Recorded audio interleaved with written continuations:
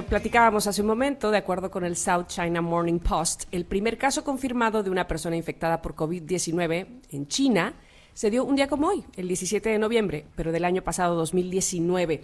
A un año del contagio del primer paciente, en el mundo se registran más de 54.826.000 casos en este planeta y más de 1.323.000 muertes.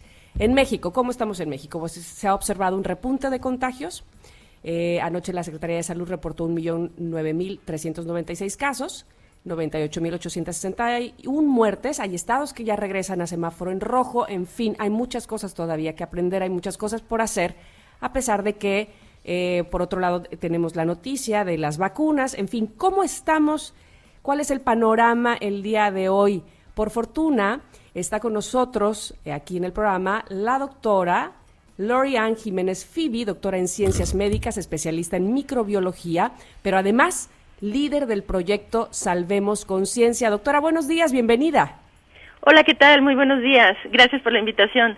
Al contrario, gracias por estar con nosotros y platicarnos. Primero, como decía yo hace un momento, ¿nos puede dar un panorama de cómo nos encontramos el día de hoy aquí en nuestro país? Sí, pues tristemente nos encontramos en una situación muy grave. Estamos pues ya dentro de la temporada de los virus estacionales, de la influenza y el resto de los virus, ¿no? Invernales, estacionales. Habíamos estado hablando, tanto yo como otros científicos, médicos, sobre esta situación que se iba a poner muy complicada si no se llegaba a controlar bien la pandemia de COVID-19 antes de la entrada del invierno, ¿verdad?, en el hemisferio norte. Pues los señalamientos, críticas, súplicas, pues cayeron en oídos sordos y henos aquí. México pues no ha controlado la pandemia desde el inicio, hemos tenido un incremento constante en casos, tanto en casos como en defunciones. Tuvimos por ahí una pequeña desaceleración, no muy marcada, pero una pequeña desaceleración que pareció haberse estabilizado alrededor de septiembre, octubre. Esto no es decir que mejoraron las cosas, porque realmente siempre seguimos teniendo un número muy grande de casos y contagios y defunciones reportadas todos los días. Pero ahora, pues ya era anunciado, se había anticipado, ya sabíamos que esto iba a ocurrir, pues ahora estamos en un repunte, ¿no? Y la situación se está poniendo pues cada día más grave. Nada más basta ver cómo está ahorita la situación en los países europeos, realmente muy trágica, lo mismo que en Estados Unidos, ¿no? Tenemos, como bien dijiste, más de 1 millón de casos, estamos por alcanzar los 100,000 muertos de COVID-19 en cifras oficiales. Esto, desde luego, pues estas cifras oficiales están subestimadas, no consideran el exceso de mortalidad, el escaso número de pruebas diagnósticas que hace nuestro país, de forma necia, ¿no? Se podría calificar, o sea, las pruebas es la manera de detectar casos, de diagnosticar COVID-19 y nuestro gobierno sigue insistiendo en no hacerlas. Pues eso nos lleva a que está muy subestimada el problema de la pandemia en nuestro país. Aún con la subestimación, pues estamos en el lugar 11º en términos de número de casos y en el lugar 4º en términos de muertes, que es pues increíblemente lamentable. El país que está por debajo de nosotros en términos de muertes es Reino Unido, y tienen pues la mitad de las muertes que nosotros, ¿no? Entonces, pues sí, es muy grave, y lo que es más grave, y eso es necesario puntualizarlo, ¿no?, es que exista tanta desinformación que venga desde los niveles altos de gobierno, ¿no? Yo estoy viendo que esta mañana el secretario, no el sino el secretario de Salud, el doctor Alcocer, se paró ahí y dijo en la mañanera que teníamos la pandemia controlada y que las cosas iban disminuyendo. Pues realmente es muy preocupante, ¿no?, para la comunidad científica, para la sociedad mexicana en general, que se hable completamente desvinculado de la realidad, ¿no?, que una autoridad esté diciendo algo, haciendo una declaración que está completamente desarticulada, desvinculada de los datos, de las evidencias científicas y de la realidad.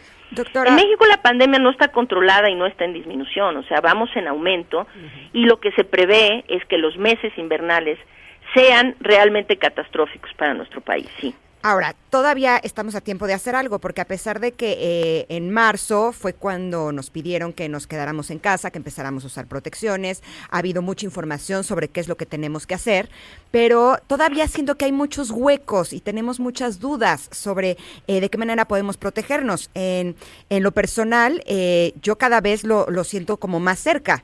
Al principio, pues eran los casos que reportaban en las noticias, pero ahora sí podría decir que tanto en la familia como en mis amigos hay muchos casos que actualmente tienen COVID y creo que es bien importante que sepamos qué es lo que tenemos que hacer. De hecho, justo en estos días vi que en los centros comerciales, por ejemplo, no es que vaya seguido, tuve que ir a comprar unas medicinas el otro día y vi que en todos lados usan esta pistolita que es para medir la temperatura. ¿Cuáles son las medidas que deberíamos de tener nosotros en casa para cuidarnos, independientemente de que estemos con el tapabocas cuando estamos en un lugar público, pero realmente tendríamos que estar midiéndonos nosotros la temperatura, por ejemplo, todos los días para llevar un control, o qué es lo que podemos hacer? Sí, bueno, existen protocolos. Si la gente se mete, por favor, al sitio de Salvemos Conciencia, estamos en internet en salvemosconciencia.org. Ahí verán una página que dice recomendaciones contra COVID-19 y proporcionamos instrucciones para la autovigilancia en casa. Sí, esto es muy importante, desde luego. Nada más hay que diferenciarlo. A ver, los controles que se tienen, digamos, de temperatura a la entrada de negocios, de bancos, de tiendas, qué sé yo, pues eso tiene una utilidad realmente muy, muy limitada. Hay que entender que muchos pacientes con COVID son asintomáticos. Quiere decir que no solamente el que tiene fiebre tiene COVID. Hay personas con COVID que son completamente asintomáticas, no tienen un solo síntoma, ¿sí? No tienen fiebre, no tienen tos, pero están enfermos, es decir, están infectados por el virus SARS-CoV-2 que es el causante de la enfermedad COVID-19. El que está infectado también infecta a otros, aunque no tenga síntomas. Entonces, alguien puede sentirse perfectamente bien, no tener fiebre, pasar muy bien esos controles de temperatura dentro de una tienda y ser un contagiador. Entonces, ojo con eso. De ahí la importancia que toda la gente porte cubrebocas, porque no sabemos hoy por hoy quiénes estamos infectados y quiénes no. Entonces, el cubrebocas sirve para que usted no disperse la enfermedad y contagie a otros, sea responsable y póngase su cubrebocas, ¿verdad? Y también sirve por si hay esos irresponsables o incluso los que no son irresponsables, es decir, de cualquier manera hay aerosoles infecciosos en el ambiente que me proteja yo de estarlos respirando. Entonces, la medida más importante es el uso del cubrebocas, eso es indiscutible, ¿no? Los controles de temperatura tienen una utilidad. ¿Perdón? ¿La máscara no es suficiente? ¿La mascarilla y el cubrebocas? No, la máscara, la que es como de plástico. ¿La careta, dices? La careta, ajá. No es suficiente. A ver, no. Eso tiene que quedar muy claro. La careta es un mecanismo de protección adicional. No sustituye el uso del cubrebocas. Usar una careta sin cubrebocas no sirve de nada. Es decir, puede usted ponerse un cubrebocas y adicionalmente ponerse una careta. Esto está muy bien. Esto le protege de los aerosoles, digamos, es una barrera adicional de protección de aerosoles que pueden entrar por los ojos, por las mucosas nasales y por la boca. Pero si se pone una careta sin cubrebocas, esa protección no sirve de nada absolutamente. Okay. Entonces la careta es adicional al cubrebocas. Eso sí, tiene que quedar claro, sí. Doctora, háblanos sobre Salvemos Conciencia. ¿Quiénes participan ahí? ¿Cómo podemos llegar a ustedes? Sí, claro. Mire, Salvemos Conciencia, somos una iniciativa altruista que se originó la formamos un grupo de científicos y de médicos independientes. Somos apartidistas, no tenemos ningún vínculo político ni religioso, estamos libres de ese tipo de asociaciones. Somos científicos y médicos altruistas que formamos esta asociación o iniciativa por la preocupación y compromiso personal y profesional que sentimos para hacerle frente a la tan grave situación que se vive en nuestro país por la pandemia de COVID-19, ¿sí? Entonces, lo que pretendemos hacer, en este momento, pues ya damos algunos servicios, estamos dando información basada en evidencias científicas que pueda ser útil para la población, ¿sí? En términos, como lo que ya estaba diciendo, la autovigilancia en casa, esto es algo muy importante, que la gente cuente con un oxímetro, con un termómetro y que incorporen a su rutina diaria familiar la medición de su oximetría y su temperatura. ¿Por qué? Porque esto los puede llevar a detectar los signos tempranos de deterioro pulmonar que causa COVID-19. Esto incluso antes de tener cualquier otro síntoma, es decir, antes de tener fiebre, tos, etcétera. Entonces, esto es muy importante porque salvar la vida de una proporción muy grande de personas depende de detectar temprano la enfermedad y de tratarla de forma temprana. COVID-19 no se salvan muchas vidas si esto se trata a nivel hospitalario, en terapia intensiva, en un ventilador. Sí, alguna proporción de vidas se logra salvar ahí, pero son las menos. Se salvan muchas vidas de COVID-19 atendiendo, vigilando, detectando y tratando la enfermedad de forma muy temprana. Entonces, proporcionamos este tipo de información, damos información, qué hace usted en su casa si tiene un familiar que tiene COVID-19, qué si se vale, qué no se vale, cómo se cuida, cómo cuida a su familiar, ¿me explico?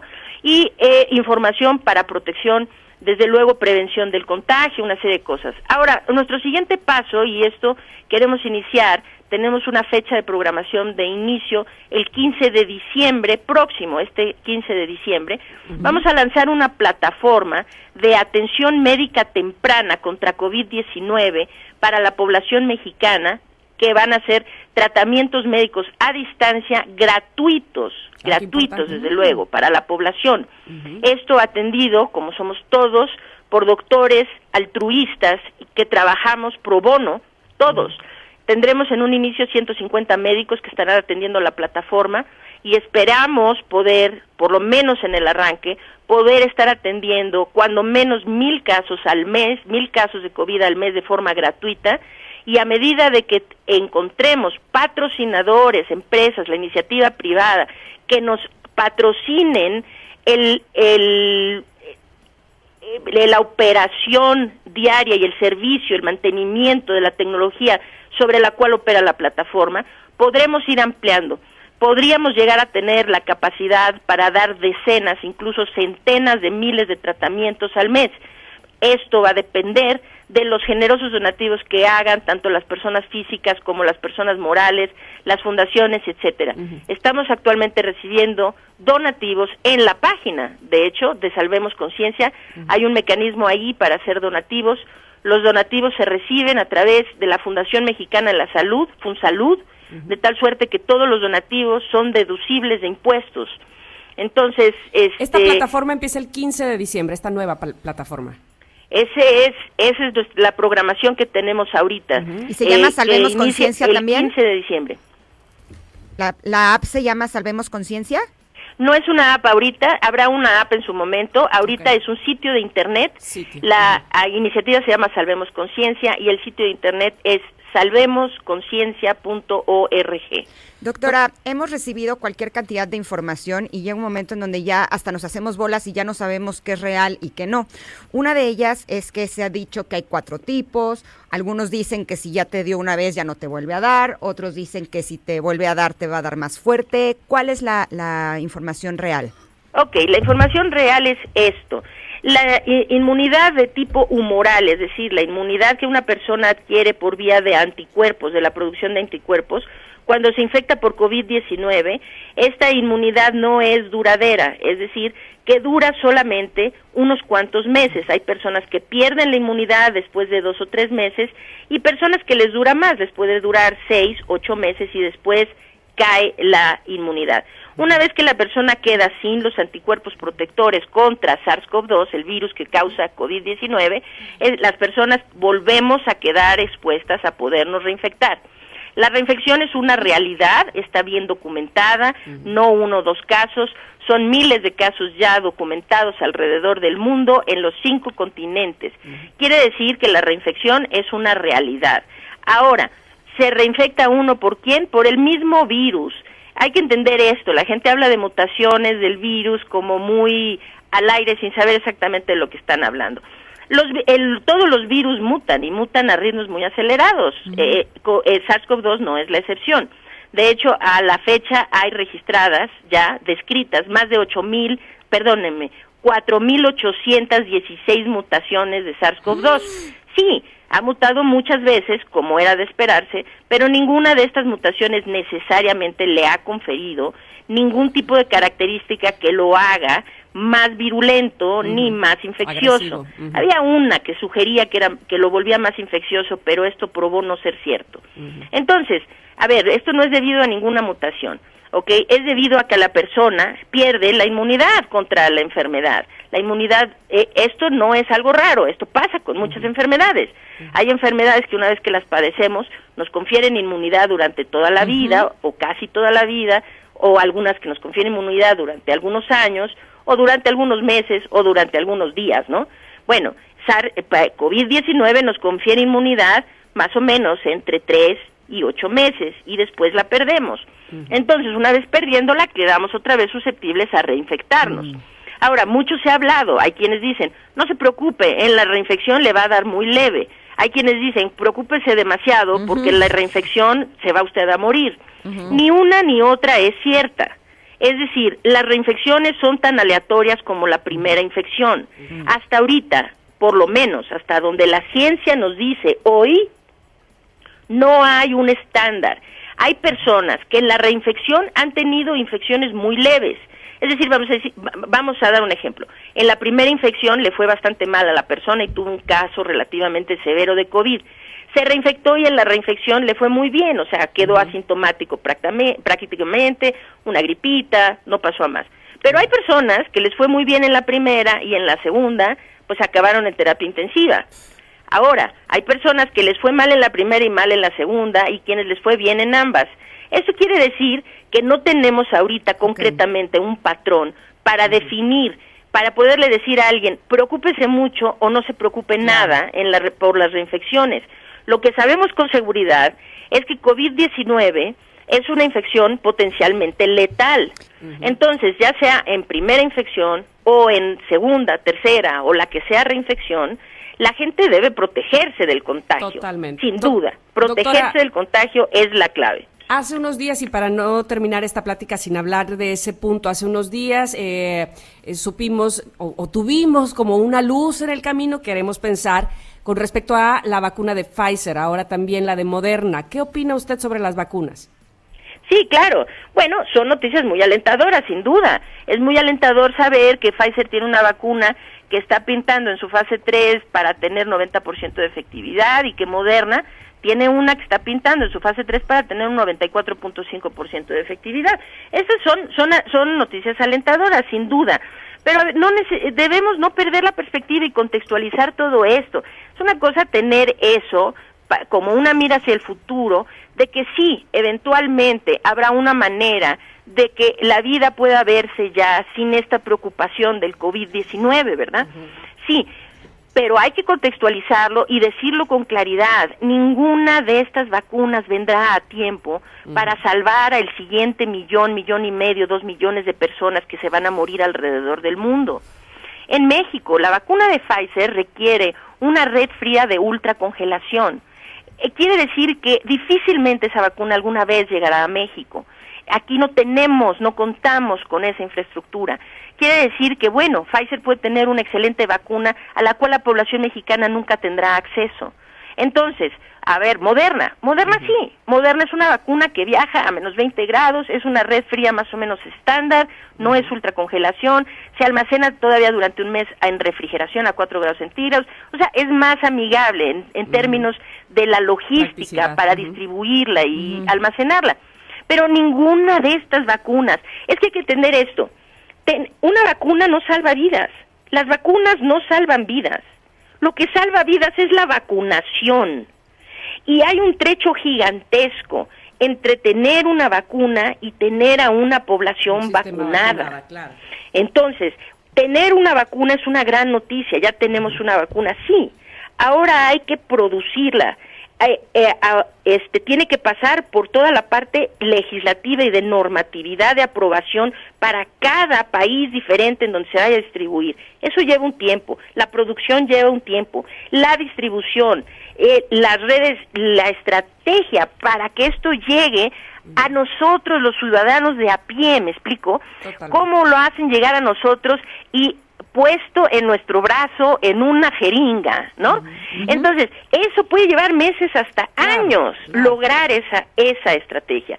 Entonces, hay que tener cuidado porque de repente hablar de la vacuna se vuelve motivo de que la gente pierda el interés en cuidar lo que está ocurriendo hoy, pensando, no hay problema, la cura mágica, la receta mágica viene en camino y vamos a estar todos protegidos. Pero es importante que se sepa, de aquí al mes de marzo, si nada cambia en nuestro país, ahorita estamos hablando de cerca de 100,000 defunciones, 100,000 familias enlutadas en nuestro país.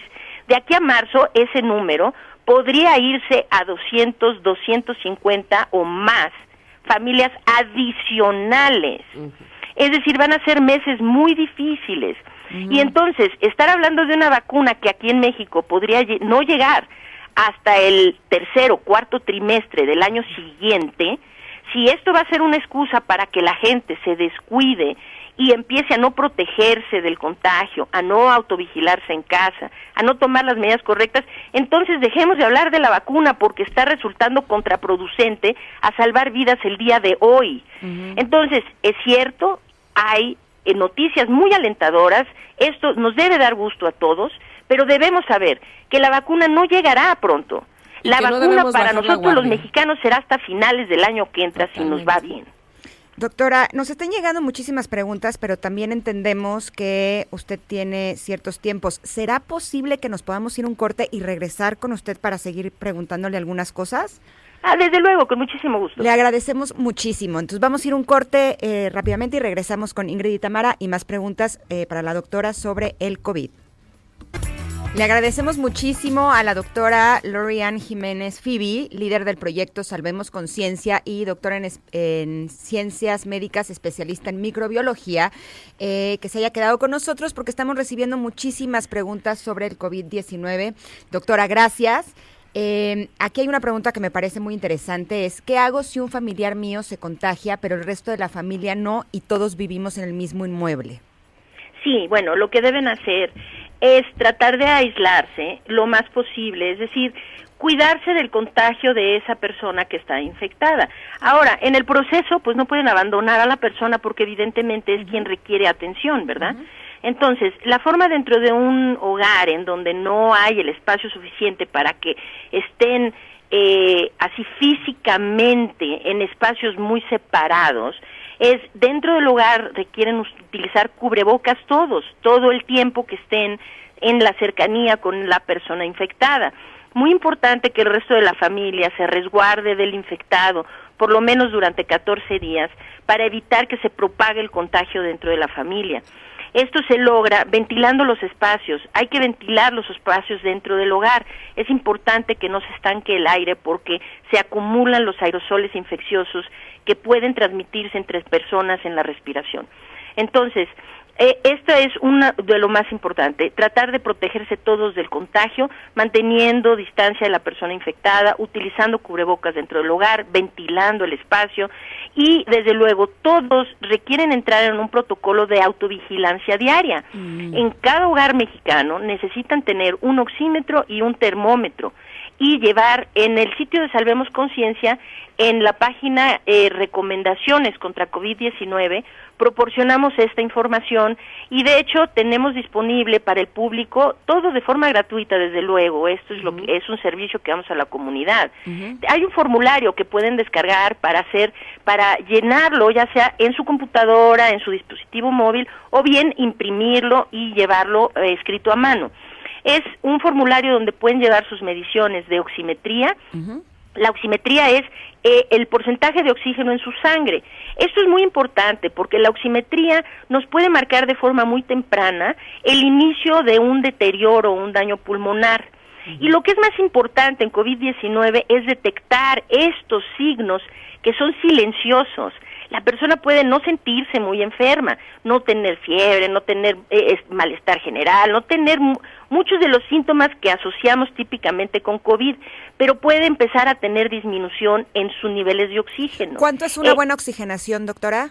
Sí, lo normal sería, por ejemplo, en la Ciudad de México o en los sitios que no están a nivel del mar, de 92% en adelante. Esa es la oxigenación normal. Si usted está a nivel del mar, generalmente será 94 en adelante. Pero vamos a decir, para todas las personas, y esto es indistinto de su edad, es lo mismo los niños, que los jóvenes, que los adultos mayores. Si su oxigenación baja del 90%, esto es un signo de alarma. Y no hay que esperar a que vaya de 80, de 89, 85 a 80, 70, y entonces la persona no va a empezar a sentir que le falta la respiración, que tiene dificultad de respirar, hasta que su oximetría ya esté muy baja. Entonces, esta directriz que se dio al inicio de la pandemia por parte de las autoridades fue una directriz pues letal realmente, decirle a las personas, quédese en casa y no acuda al hospital hasta que le falte la respiración. La realidad es esta, si a usted ya le falta la respiración, el daño pulmonar que tiene seguramente ya es muy extenso. Un daño pulmonar muy extenso, realmente la medicina tiene pocas herramientas que hacer para salvarle a usted la vida. O sea, sí se da, pero es complicado. Ahora, ¿cómo evitamos esto? Se necesita detectar temprano. Una persona puede no sentirse muy enferma, pero se mide la oximetría y vamos a decir, su oximetría basal siempre está oxigenando 94, 96 y de repente un día empieza a notar una disminución. Ahora estoy saturando todo el rato 92 y mañana estoy 91. Ya, no hay más. Ese es el momento de buscar atención. Claro, claro. Doctora, bueno, las preguntas a continuación van un poco en ese sentido, sin embargo aquí encuentro una que me parece interesante. Dice, ¿las albercas son áreas seguras para practicar deporte en esta pandemia? Pues no necesariamente. Las albercas, dentro de una alberca la gente no puede, es decir, en una alberca y en cualquier otro lado, el contagio de COVID-19 se da por la misma vía. Se da por la vía de los aerosoles, de la respiración. Es una enfermedad que se contrae respirando aerosoles infecciosos. Entonces, si en una alberca, pues debajo del agua no, naturalmente, ¿verdad? Pero pues uno está a la orilla de la alberca, sobre el agua, ¿no? O sea, con la cabeza fuera del agua y está uno hablando, gritando, pues estos aerosoles se emiten y la gente los respira. Entonces, y difícilmente pues la gente carga cubrebocas dentro de una alberca, ¿verdad? Entonces, ningún escenario en donde haya muchas personas en una densidad, o sea, con una gran densidad, muchas personas juntas, en cualquier tipo de ambiente es favorable a prevenir el contagio. Perfecto. Esta pregunta se me hace súper interesante, doctora. ¿Qué pasa si sospecho que estuve en un área donde había alta probabilidad de haberme contagiado de COVID o estuve con una persona que salió positivo? ¿Qué puedo hacer? ¿Solo espero a que ya me pase o puedo hacer algo al respecto? No. Aquí la gente tiene que empoderarse. La información empodera a las personas para que tomen el control de su salud, para que prevengan que la enfermedad se complique y terminen en la posibilidad de estar frente a la muerte. Entonces, depende de cada uno de nosotros. Entonces, no es esperar a ver qué pasa. Esto es lo que se ha venido haciendo desde que inició la pandemia, a ver qué pasa. Pues lo que ha pasado es que ya tenemos más de 100,000 muertos, ¿verdad? Entonces, no es saber qué pasa. Si usted estuvo en contacto con alguien que ya está confirmado con COVID y tiene la posibilidad, lo mejor es hacerse una prueba. La prueba que tiene que hacerse es la prueba por PCR. No gaste en las pruebas serológicas rápidas, estas son demasiado imprecisas, dan muchos falsos positivos, muchos falsos negativos y su resultado realmente es muy cuestionable. ¿Cuál es esa, la de la nariz? ¿Perdón? ¿La de la nariz? Es la de la nariz. Ajá. Sí, claro, es un hisopado que se le conoce como hisopado nasofaringio y orofaringio. Es un hisopo, vamos a decir largo, delgadito, que se introduce por la nariz, ahí se toma la muestra y después también se toma en la garganta, se abre la boca y por la garganta se se hace otra toma de la muestra con el mismo hisopo, o bueno, con otro hisopo, pues, esas 2 tomas, y esa es. Pero esa es la buena. Se llama PCR, reacción en cadena de la polimerasa. Háganse una prueba, la prueba tienen que hacerla por lo menos 5 días después de que tuvieron el contacto sospechoso. Si estuvieron en contacto con una persona con COVID, entonces esperen 5 días y háganse la prueba para verificar si están infectados o no. Ahora, si tienen sospecha de estar infectados, lo que procede de forma inmediata es aislarse. Aislarse para evitar seguir propagando el virus. No van a saber si están infectados hasta 5 o 7 días más tarde después del contacto. Entonces, en esos 5 o 7 días ustedes pueden estar propagando el virus, y si ustedes viven con sus abuelitos o con sus padres y son adultos mayores, ustedes pueden estar poniendo a sus seres más queridos en riesgo. O sea, puedes estar infectado sin que salga en la prueba. Si se hace la prueba demasiado pronto, la prueba podría dar un falso negativo. Es decir, la persona ya está infectada, pero la carga viral es tan baja, el virus apenas está invadiendo células y reproduciéndose. Quiere decir que su carga viral puede ser tan baja que no sea detectable en la prueba. Pero sí puede contagiar. Por eso se recomienda 5 días, pero puede infectar a otros, sí, claro. En este proceso... Sí, claro. En este proceso de hacerse la prueba, aislarse, después de tener un resultado positivo, ¿cuántos días de aislamiento y después qué sigue para la persona infectada? Sí, a ver, desde que usted no se esperen a tener sospecha ni a tener confirmación para hacer su autovigilancia diaria. Incorporen la autovigilancia a su rutina familiar de todos los días. Esto les va a dar el poder de saber, les va a dar la herramienta de saber todo marcha bien, no hay necesidad de estar paranoicos, de preocuparse, y también les va a dar el poder de saber, a ver, algo no marcha mal, y a actuar a tiempo para salvarse. Entonces, eso es uno, incorporen la autovigilancia, pero no cuando tengan sospecha, háganlo hoy, háganlo ya, corran, vayan por un oxímetro, un termómetro, inicien, métanse a la página de Salvemos Conciencia, descarguen el formulario, inicien eso. Si tienen algún problema, lleven su registro de automonitoreo con el médico, porque eso le va a servir al médico para saber cuándo empezaron a tener problemas, entonces, y qué tratamiento será mejor darles. Entonces, ahora, una vez que tienen sospecha, hay que aislarse, deben aislarse a partir del contacto de sospecha 14 días, por lo menos, ¿ok?